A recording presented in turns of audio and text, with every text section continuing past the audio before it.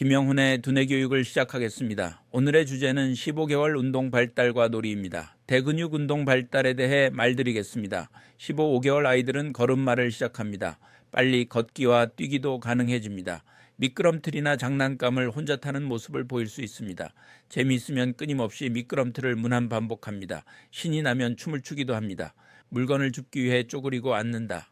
몇 계단 기어 올라간다. 소파나 탁자 위로 기어 올라갈 수 있다. 혼자 10발자국 걷기에 익숙해졌다면 스스로 걸을 수 있게 된다.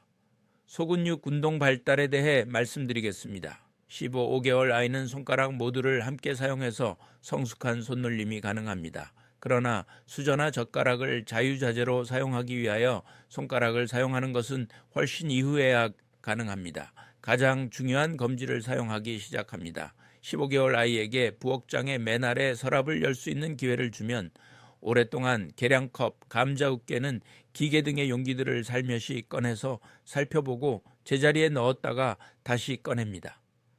크레용으로 끄적인다. 컵에 물건을 집어넣고 컵에서 물건을 꺼낸다.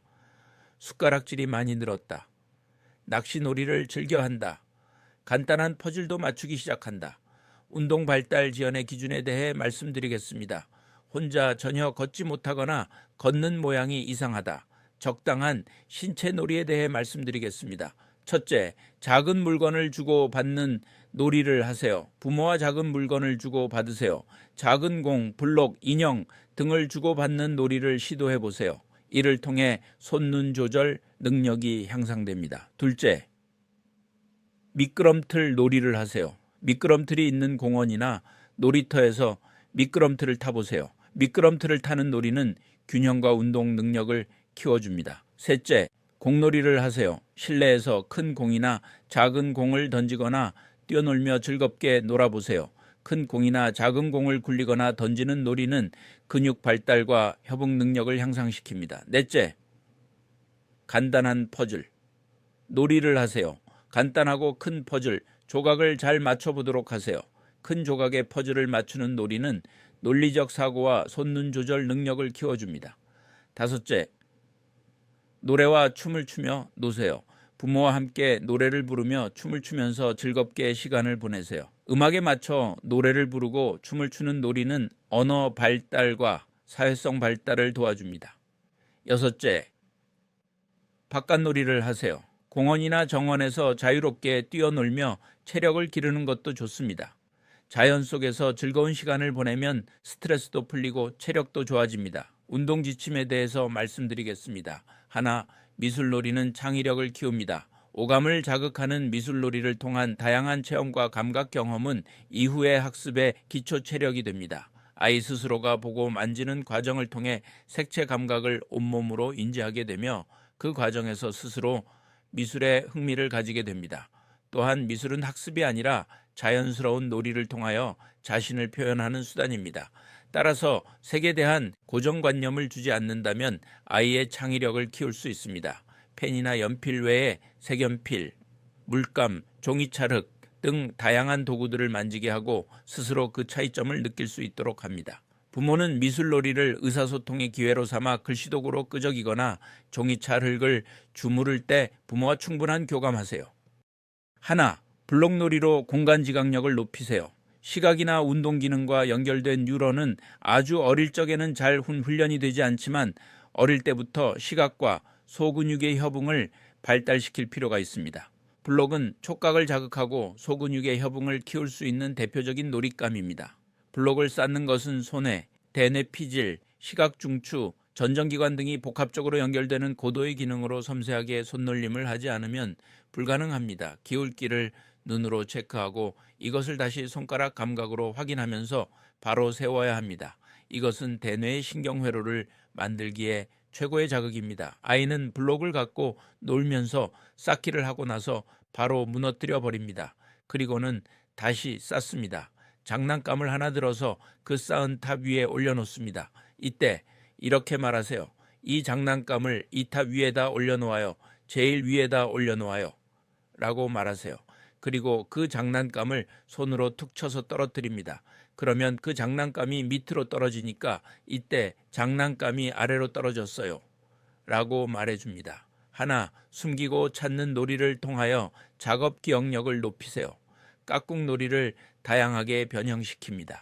기억력이 점점 발달해 주사를 맞을 때 아픈 기억을 잊지 않고 다음에 병원에 가면 의사를 보고 울음을 터뜨립니다. 또 갖고 놀던 장난감을 숨겨놓으면 찾으려고 애씁니다. 이때 기억력과 인지 발달을 더욱 촉진하려면 깍꿍 놀이를 자주 해줍니다. 단순히 얼굴만 가렸다 보이는 것이 아니라 물건을 숨기는 장소를 다양하게 하고 숨바꼭질을 하는 식으로 깍꿍 놀이를 업그레이드해서 놀아준다. 대근육 운동과 소근육 운동이 모두 발달합니다. 하나, 마음껏 낙서할 공간을 마련해 주세요. 소근육이 발달해 크레용이나 색연필을 쥐고 낙서하는 것을 좋아합니다. 집안이 지저분해진다고 낙서를 금지하면 두뇌 발달에도 방해가 됩니다. 벽이나 바닥에 흰 전지를 붙여주고 마음껏 낙서하도록 합니다. 처음에는 끄적이는 것이 전부이지만 직선도 그리고 곡선도 그립니다. 발달이 진행되면 동그라미 비슷한 모양도 그릴 수 있습니다. 질문과 답변입니다. 첫 번째 질문입니다. 아이들에게 걸음마의 의미는 무엇입니까? 답변입니다. 대근육 발달은 소근육 발달처럼 향후 지능과는 크게 연관이 없지만 조기에 운동장애를 발견할 수 있는 중요한 지표가 됩니다. 운동장애도 조기에 발견하여 치료하면 치료 효과가 좋기 때문에 대근육 운동의 발달에도 관심을 가지고 이상 여부를 확인하여 문제가 있으면 조기에 발견해 치료하여야 합니다. 걸음마는 못 가누기, 뒤집기, 앉기, 서기처럼 큰 근육을 사용하는 운동으로 대근육 운동 발달 중에서는 가장 늦게 발달하는 부분입니다. 그만큼 대뇌피질이나 소뇌의 수초화가 이루어져야 하고 기저핵이나 시각중추 등의 보조적인 기능도 잘 이루어져야 가능한 것입니다. 따라서 걸음마는 운동 발달의 최종적 목표와 같은 의미를 지니고 있다. 걸음마가 된다면 일단은 운동장애는 거의 없다고 할 수 있는 것입니다. 다른 대근육 운동이 대뇌피질보다는 연수, 뇌관, 중노회 등의 기능이 주가되기 때문에 대뇌피질과 소뇌가 주로 담당하는 걸음마는 지능을 예측하는 데도 일부 도움을 줍니다. 더구나 아이가 걷기 시작하면 아기 행동 방향은 집 밖으로까지 넓혀집니다. 따라서 안전사고도 많이 일어나지만 아이의 호기심을 충족시킬 수 있는 대상을 많이 보고 경험할 수 있기 때문에 급격한 두뇌 발달이 일어납니다. 서서 걸을 준비가 되면 아이들의 세계는 바뀌어버립니다. 새롭게 얻게 된 이동성으로 인해 아이들의 손에 닿는 모든 것이 탐색과 놀이의 대상이 됩니다. 아이들은 무엇이든지 쥐고 던지고 흔들어보고 질질 끌고 다니며 맛봅니다. 한 두 발자국씩 떼다가 걷게 되고 잘 걷게 되면 아이들은 걷는데 아주 열심입니다. 다만 사고가 많이 날 수 있으므로 아이 손가락이 끼지 않도록 방문과 서랍장, 콘센트 등의 안전장치를 해두어야 하고 안전사고가 나지 않도록 관심을 가져야 합니다.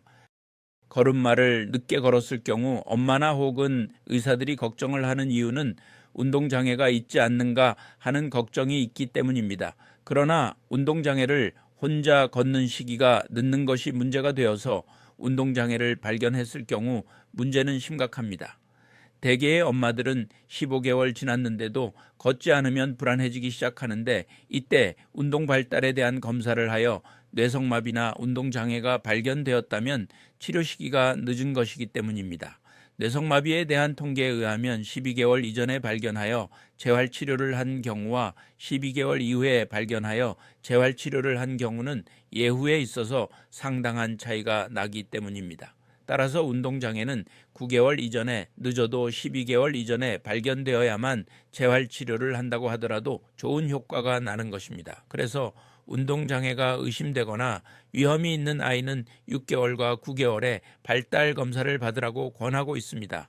왜냐하면 6개월이나 9개월 정도가 되면 대개의 운동장애는 발견할 수 있기 때문입니다. 그럼에도 불구하고 혼자 걷는 시기가 의의를 가지는 것은 걷는 자세나 하체의 모양이나 발달이 관련되어 있으며 선천성 고관절 탈구, 내반족, 평발 등의 정형 애과적인 문제가 쉽게 파악될 수 있는 계기가 되기 때문입니다. 그러면 혼자 걷는 시기는 언제이고 언제까지 혼자 걷지 않았으면 운동장애나 다른 정형 외과적인 이상을 의심할 수 있을까요?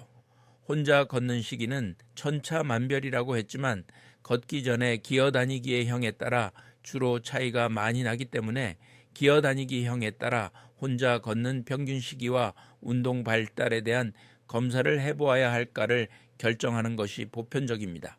첫째, 아기가 네 발로 기었다면 혼자 걷는 시기는 평균 13개월이며 늦어도 15개월까지는 혼자 걸어야 합니다.